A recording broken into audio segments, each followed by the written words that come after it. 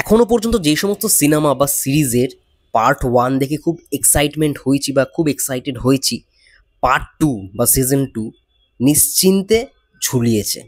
তো সেরকমই কি হলো ফির হাসিন দিলরুবা। হ্যালো এভরিওয়ান, আমি রূপম, চলে এলাম নতুন ভিডিও নিয়ে। বন্ধুরা, এর আগেও অনেকগুলো সিনেমা দেখেছি, অনেক সিরিজ দেখেছি। এক্সপেকটেশন না, সত্যি কথা বলতে, যখন হাই হয়, একটা লেভেল আসে বা একটা পর্যায়ে আসে, যখন সেগুলোর পার্ট 2, পার্ট 3, মানে উদাহরণস্বরূপ বলতে পারি যে বাংলাদেশে একটা নাটক রয়েছে পুনর্জন্ম। পার্ট 1 যেরকমভাবে ভালো লেগেছিল, পার্ট 2 বা পার্ট 3 সেই রকমভাবে কিন্তু ভালো লাগেনি। আস্তে আস্তে এক্সপেকটেশন কমতে থেকেছে, বা যেই ব্যাপারগুলো আমরা ভেবেছিলাম ভালো হবে সেগুলো কিন্তু সেই রকমভাবে আসেনি।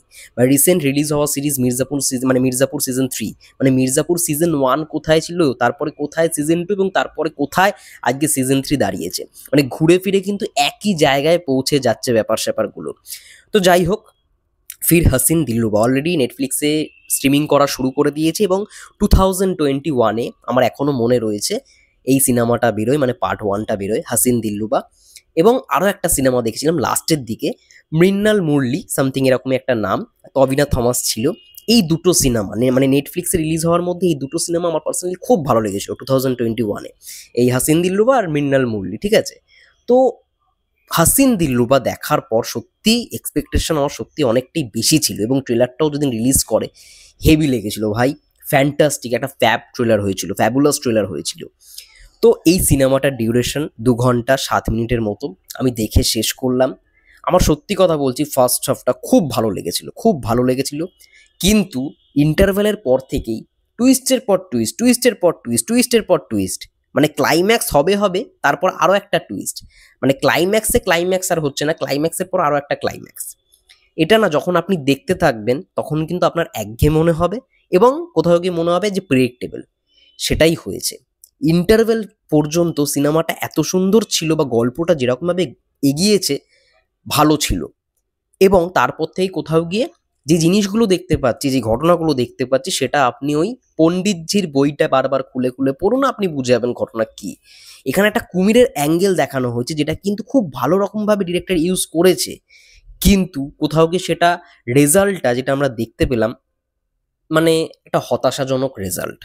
এবং পার্ট 1 যেরকমভাবে শেষ হয়েছে, মনে হচ্ছে সেই ফ্রেমটাকেই কোথাও গিয়ে আরও একবার বসিয়ে দিয়েছে এই সেকেন্ড পার্টের ডিরেক্টর। মানে পার্ট 1-এর ডিরেক্টর একজন ছিল, পার্ট 2 ডিরেক্টর কিন্তু অন্য আর একজন। তো এটাই হচ্ছে সমস্যা। পার্ট 1-এর ডিরেক্টর একরকম হয়, পার্ট 2 ডিরেক্টর এরকম বারবার চেঞ্জ যে কেন করে দেওয়া হয় আমি বুঝি না এই ব্যাপার স্যাপারগুলো। একবার ভেবে দেখুন, যেখানে হাসিন দিলরুবা শেষ হয়েছিল, মানে সত্যি মনে হয়েছিল যে বিক্রান্ত মাসির যে ক্যারেক্টারটা রিশু, সেটার প্রতি একটা ইমোশন তৈরি হয়েছিল আমাদের সবার। ঠিক আছে, বা আমি যদি তার আগের মানে সিনেমাগুলো যদি কথা বলি, 12 ফেলে যদি কথা বলি, বা মির্জাপুর সিজন 1, সেখানে যেরকম তার পারফরমেন্স, আমরা অবশ্যই ভেবেছিলাম ট্রেলারটা দেখে যে 2.0 যে ভার্সনটা, মানে বিক্রান্ত মাসি সত্যি তাপসী পানুকে, মানে এই রানীর যে ক্যারেক্টারটা, তাকে সত্যি ভালোবাসে, এবং রানীও তাকে ভালোবাসে, এবং সেখান থেকেই পার্ট 2 এর গল্পটা শুরু হয়।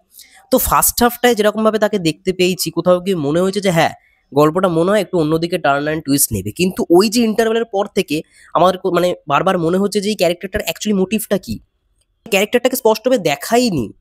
এর থেকে সানি কৌশল কোথাও গিয়ে মনে হয়েছে যে মানে এই পুরো সিনেমাটার মেন লিড, বিক্রান্ত মাসিকে লিড মনেই হয়নি, এবং তার সঙ্গে সঙ্গে তাপসী বানু, মানে অভিমন্যুর সঙ্গে রানীর যে গল্পটা আমরা এখানে দেখতে পাচ্ছি, বোঝা যাচ্ছে যে রানীর ক্যারেক্টারটা এখন আর সেই ইয়েটা করবে না, এখন সে চিট করবে না। একটা পর্যায়ে এসে কিন্তু বুঝতে পারছে ওই ব্যাপারটা ঠিক ছিল, কিন্তু এক্সপ্রেশন ওয়াইজ যদি কিছু কথা বলি, বা ইমোশন নিয়ে যদি কথা বলি, এখানে কিন্তু এই সমস্ত এলিমেন্টগুলো পুরোপুরি মিসিং। যেরকমভাবে পার্ট 1 শেষ করা হয়েছিল, সেরকমভাবে কিন্তু পার্ট 2টাকে শেষ করা হলো না। তার আগেই পার্ট 3 একটা হিন্ট দিয়ে দিল, এবং সেই পার্ট 1টাকেই কোথাও গিয়ে ঘুরে ফিরে পেলাম। একটা সংলাপ রয়েছে যে সাপ আর সিঁড়ি, মানে আমরা লুডোর যে খেলাটা খেলি, সাপ সিঁড়ি, তো এই গল্পটাও কোথাও গিয়ে সেরকমই মনে হচ্ছে। এইখানেই সেই ডায়লগটা রয়েছে যে সাপ সিঁড়ি, মানে সাপ যেরকমভাবে আমরা লুডোর গুড়ি যেরকম ফেলি, বারবার গুড়িটা ওঠে, কিন্তু সাপের মুখে পড়লেই আবার সেটা আমরা গুড়িটা নামিয়ে নিয়ে চলে আসি, এরকমই মানে জিনিসটা কিন্তু এইখান থেকে এখানে যাচ্ছে, এখান থেকে এইখানে যাচ্ছে। আমার সেই রকম কিন্তু কিছুই মনে হলো না সিনেমাটা দেখার পর।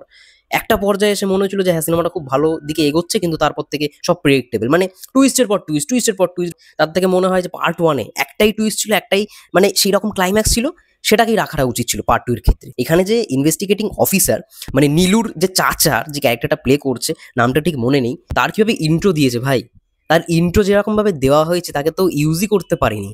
কোথাও কি সেই ক্যারেক্টারটাও মিসিং, মানে সেই ক্যারেক্টারটার কোনো গুরুত্বই নেই সিনেমাটার মধ্যে, এমনভাবে এন্ড করা হয়েছে। তো এরকমই ব্যাপার-স্যাপার সিনেমাটার মধ্যে আমি লক্ষ্য করলাম। কুমিরের যে এলিমেন্টটা দেখানো হচ্ছে সেটা আরো ভালো রকমভাবে ইউজ করা যেতে পারত। খুব মানে কি বলবো?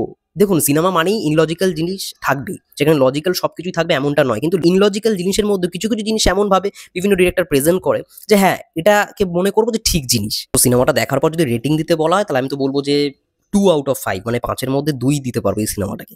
ব্যাস এটাই বলব। খুব একটা আমার মানে সেই পাওয়ারফুল কনসেপ্টটাই পেলাম না যেটার জন্য এক্সপেক্ট করে বসছিলাম এবং এটাই স্বাভাবিক। মানে যত এক্সপেকটেশন থাকে না আমাদের ১ম দিক থেকে পার্ট 2 বা পার্ট 3 গুলোর মধ্যে সেই এক্সপেকটেশনটা থাকে না। এটা আস্তে, আস্তে কমতেই থাকে এবং ততই স্ক্রিন প্লের মধ্যে ঘাটতিও জিনিস দেখতে পাই। এটা আগেও হয়ে এসছে, এখন আবার মানে ফির হাসিন দিলরুবার ক্ষেত্রেও হয়ে গেল। বিক্রান্ত মাসি ক্যারেক্টারটাকে ভেবেছিলাম একটু পাওয়ারফুল হবে। মানে একটা 2.0 ভার্সনটা পাবো ট্রেলারটা দেখে মনে হয়েছিল। এবং যেই গানটা হাসিন দিলরুবা, ঠিক আছে? এক হাসিনা থি, এক দিলরুবা থা।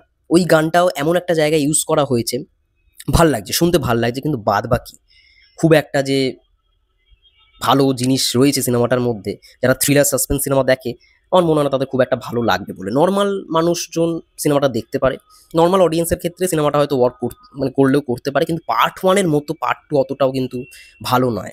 যেটা বললাম এবং তার সঙ্গে, সঙ্গে আরো একটা পার্ট 3 র হিন্টস দিয়ে দিয়েছে। দেখা যাক কি হয়। এবং তোমরা যারা দেখেছো অবশ্যই কমেন্ট করে জানাও তোমাদের সিনেমাটা কেমন লাগলো। ততক্ষণের জন্য এটাই ছিল মোটমাট রিভিউ।